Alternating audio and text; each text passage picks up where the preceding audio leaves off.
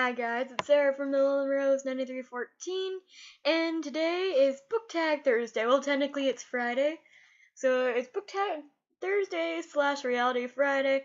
So I have a couple things I'm gonna do with you guys today. This first video, of course, is Book Tag Thursday, where I will be doing the book Courship Tag, so I'm happy about that one. My next video is my Reality Friday video, where I'll be showing you the pictures that I have from Shutterfly. I know I already showed you the ones that I got this week, but this is all the pictures I got from Shutterfly, and I'll be reliving my memories of those days too. So if you're interested in that, I'll have a video up in a couple minutes, not a couple minutes, but maybe like an hour or so about that, and I will be trying some different candies from Allsup's that I've never tried before, so that'll be fun. Okay, so back to the topic at hand, which is the book Courship Tag for my Book Tag Thursday. I wasn't tagged for this. I've never really gotten tagged before, so let's just start this. The first question is initial attraction. A book you bought because of the cover. Well, I've read this series, and like I say, I didn't read the series, but I was spoiled. Like I said in one of my other book tags, I was spoiled for this ending. So the book I bought just because of the cover is Allegiant by Veronica Roth. I didn't want to read it, but I'm going to read it. Just to see how the book ends. I already know who dies in this book, so if you leave comments down below to let me know who dies in this book, don't worry, I already know, so it's not technically a spoiler. But I bought Allegiant because the cover to me is just so fucking beautiful, and I love it so much. Okay, next question is first impression. A book you bought because of the summary. I actually cheated and got 2 books. In this, I've cheated a lot during this tag. I picked more than 1 book, but the 2 books that I bought just because of the summary of it is Every Last Word by Tamara Ireland Stone, because this summary just sounded interesting. The back of the book says, "Still, I can hear this one thought hiding in the dark corner of my mind. It doesn't attack like the others, but it's frightening in a totally different way, because it's the one that never leaves, and it's the one that scares me most. What if I'm crazy?" So I liked that one, as well as I'm gonna go totally like throwback in this one, and as well as Crank by Ellen Hawkins. It got me interested. This one says, "Life was good before I met the monster. After, life was great, at least for a little while. Christina is a perfect daughter, gifted high school junior, quiet, never any trouble. Then she meets the monster, Crank. And what begins as a wild ride turns into a struggle for her mind, her soul, her life." So that one also got me interested. If you don't know, this is like one of my favorite Ellen Hawkins novels. It's also the first one of her novels that I ever read. I've read all of them since then, but this one is my favorite. Well, actually, I shouldn't say I read all of them, because she does have a new book out that just got released in June, I think, and I haven't read it yet, so I'm like, oh, sad day. But I do have a lot of other books to read, so I'm like, Next is a book with creative writing. Well, with I guess where you just love the writing.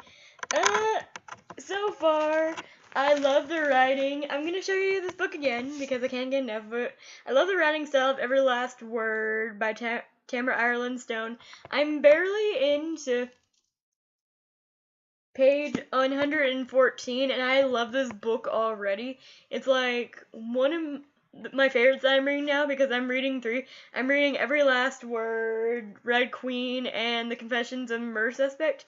So I can't wait to finish this book. It's like one of my top priorities at the moment to read.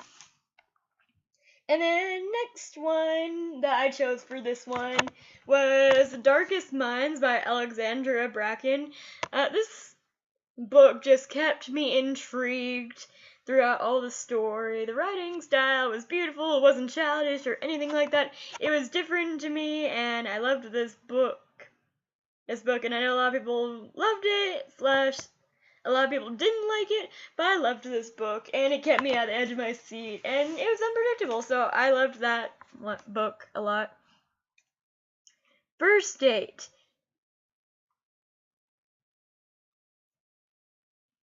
A first book in the series that made you want to pursue other books in the series.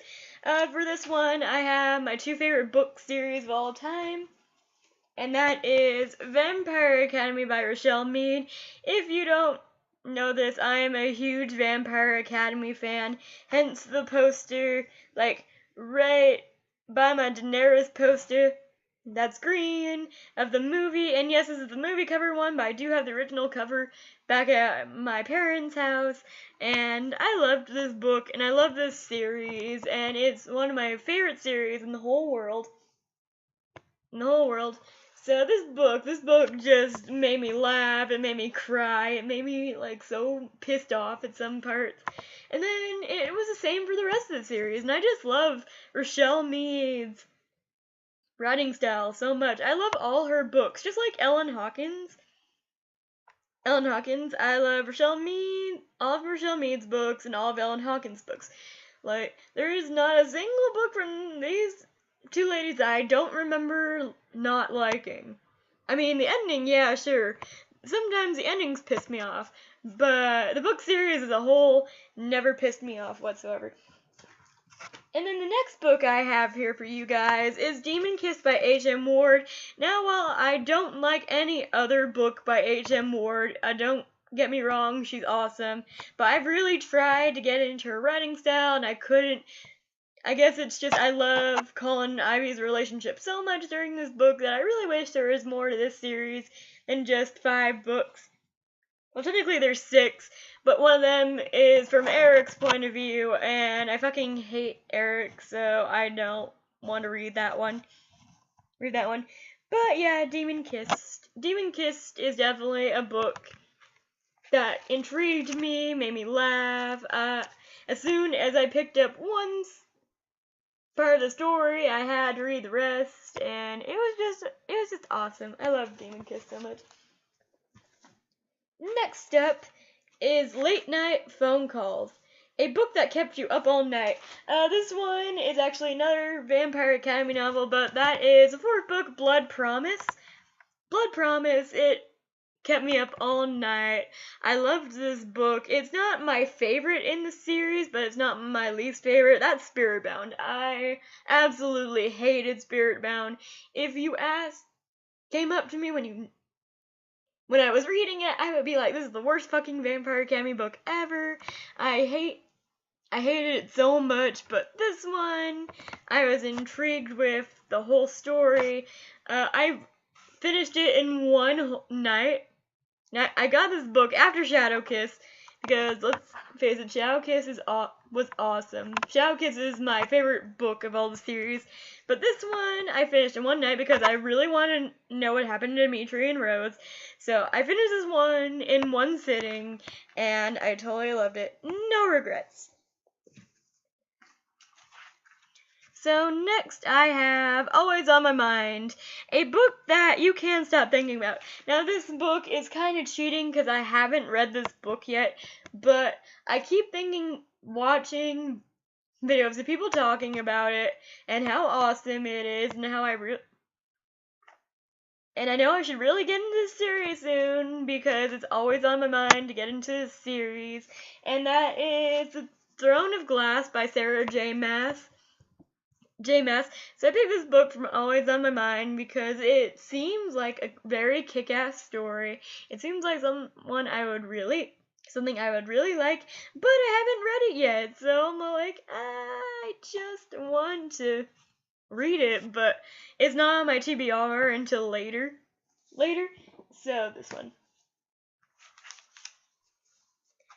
This one, number 7, Getting Physical, a book where you love the way it feels. I actually have 3 books for this one, so bear with me. The first book I have here is My Heart and Other Black Holes by Jasmine Wanga. Wanga, is that how you pronounce her name? Jasmine Wanga. I just love the revised feel of this. It just feels so interesting, and I just love it. Love it. I always loved like the paper feels, which is why this next book will make so much sense. And that is Every Last Word by Tamara Ireland Stone.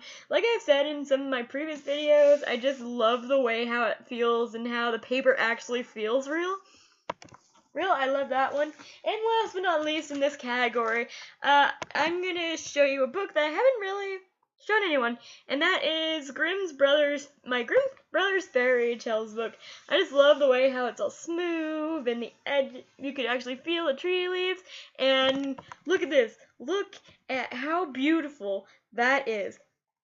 This is just like one of my most beautiful books that I own, and it looks so awesome. So I love the way that feels. I love the way the pages feel. Like, the pages feel really smooth. It's not like how normal pages feel. Like, they feel like silk. Like, not silk, but you get the feeling. If you ever felt one of these books, the pages feel amazing. Okay, next is Meeting the Parents, a book you would recommend to your friends and family. And for this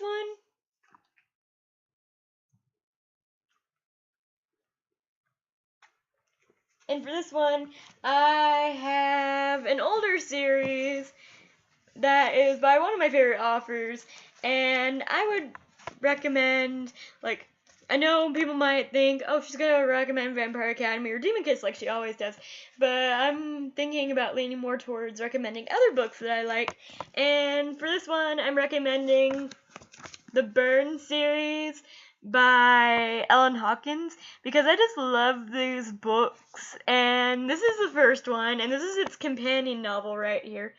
So, if you haven't read these books, I would suggest you do, because they are amazing. It centers around a girl named Peyton in the first one, and then it's Peyton and Jackie in the second one.